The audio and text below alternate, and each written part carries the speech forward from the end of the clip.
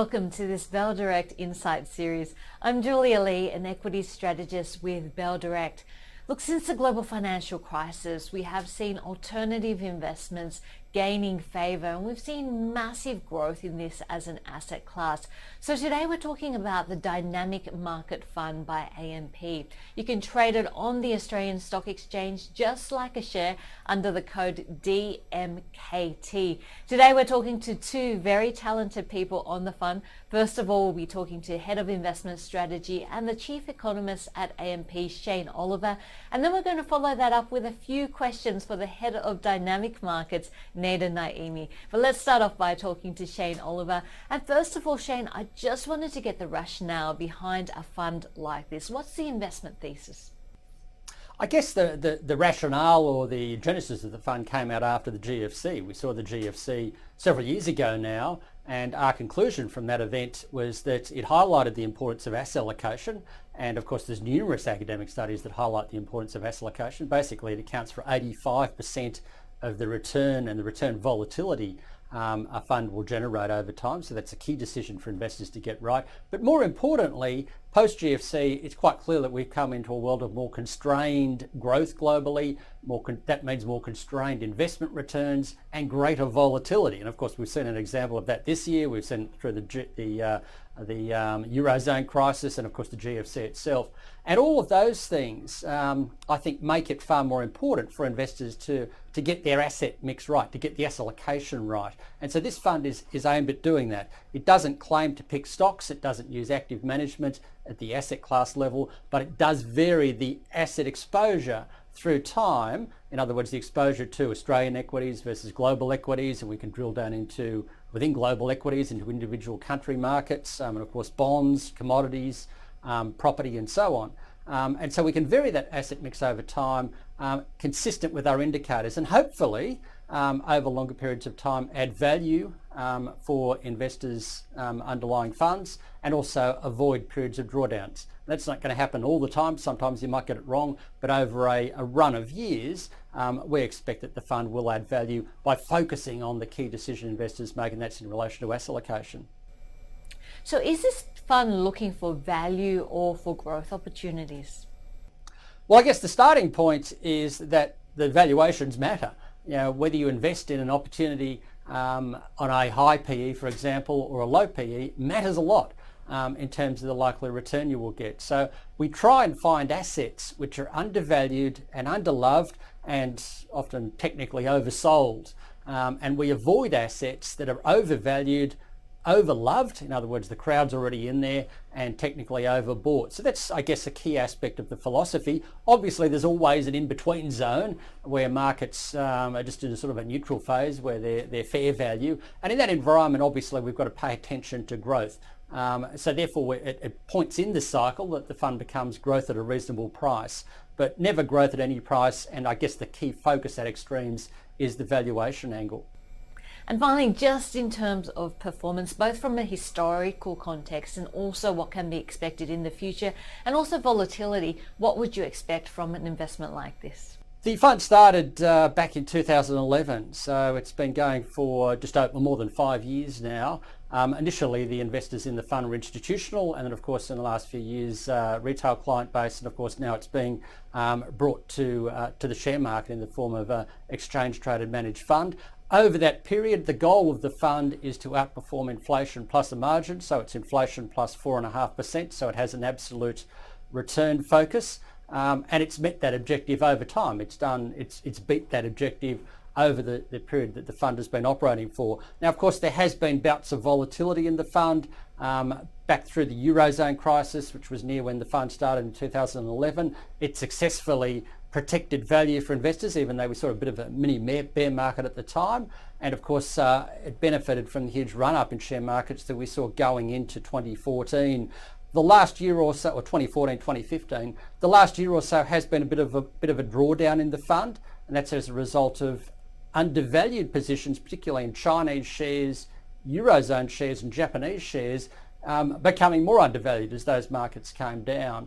And that's caused a bit of volatility in the fund, but we don't think that that's indicative of how the fund will perform on a longer term basis. In fact, we see those undervalued positions as paying off over time. So I guess the bottom line is that we expect the fund to outperform its objective. So far it's done that, and do that in a way which sees less volatility than you'd certainly see on the share market. So that was the Head of Investment Strategy and the Chief Economist at AMP, Shane Oliver. Now we'll be talking to the Head of Dynamic Markets, Nader Naimi, on how the fund operates and how the fund works. So there's a lot of choice in terms of your investment universe. What's your investment process like? How do you nut down and how do you drill down into the trades that you're going to make? You know, there's a big contrarian element to our investment process. In a very simple way, our aim is to buy from the pessimists to sell to the optimists. We do that through a process. We use 5 drivers in our process. Valuation is one of those. We look at economic cycles, macro cycles as one of the drivers. What happens to monetary policy, central banks, interest rate settings. So those 3 are the fundamental side: valuation, economic cycle, and monetary policy. But also we look at market technicals and sentiment indicators. So typically we like markets which are undervalued from a valuation point of view. They are unloved from a sentiment point of view, and they're oversold from a technical point of view. So in that regard, when the news is going to be bad anyway, so all we need to see is for news to become less bad. So if all the boxes are ticked and the news, the fundamental side becomes less bad, it's a great entry point for us, and vice versa on the top side. When markets are overvalued, overloved and overbought, really all you need to see a turn is just for news to become less good. So we turn away. We just basically we reduce exposure to asset classes which are overvalued, overbought and overloved. It's very interesting. There's so many different things that you're looking at, whether it's from a contrarian point of view, valuation, economic cycles, looking at the monetary environment, technicals, as well as sentiment. And I'm really curious to know, what do you think is the most significant in terms of investment returns? It's a good question. It's just like none of those indicators work really well in isolation. Like, for example, you have valuation signals are good indicators, but the time horizon until a market becomes cheap, until a cheap market can become cheaper and cheaper. So really we combine value with measures of technical indicators to show when the market is cheap and is running out of downward momentum. Sentiment indicators also very important to see when investor sentiment has moved to pessimistic extremes. So a lot of those drivers have their pros and cons. If you use, for example, cycle indicators, they usually give you signals at the wrong time. So cycle indicators are usually very good when markets are expensive, and they're really bad when markets are really cheap. So it really is how the whole framework is combined. And in fact, one of our greatest unique advantage we have is processing those signals. It's not about having the indicators. The indicators are common indicators a lot of people use. It's about processing those drivers, and exactly what you mentioned, to see what driver matters more when. So the leads and lags which are those drivers which vary over the market cycle. And finally, just to put you on the spot, can you run us through what you think has been your best trade or investment throughout the last few years?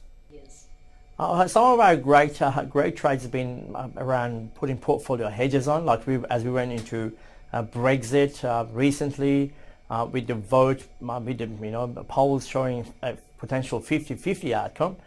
We noticed that volatility futures were underpriced, so we bought some volatility futures in the fund just as a hedge against a potential Brexit outcome. So our aim was, one of our fundamental focuses is to ensure we don't get forced to make decisions under pressure and under dramatic market news. So as Brexit became a reality, volatility jumped, spiked in fact, and so we had a great hedge against our long equity position, which allowed us to take our time and wait for the dust to settle and decide what Brexit means, and then analyse it further, as opposed to making a decision under pressure, under dramatic news, on the spot. Thank you so much. That was Nada Naimi, the head of Dynamic Markets. And of course, we were talking to Shane Oliver, head of investment strategy and chief economist at AMP. Now, we were talking on the Dynamic Market Fund. The stock code is DMKT. It is a little bit different from your typical exchange traded managed fund or your managed fund out there in the market. So if you are interested, you can trade it on the Australian share market. Thanks so much for joining us. Hope to see you next time. I'm Julia Lee from Bell Direct. Thanks for your company.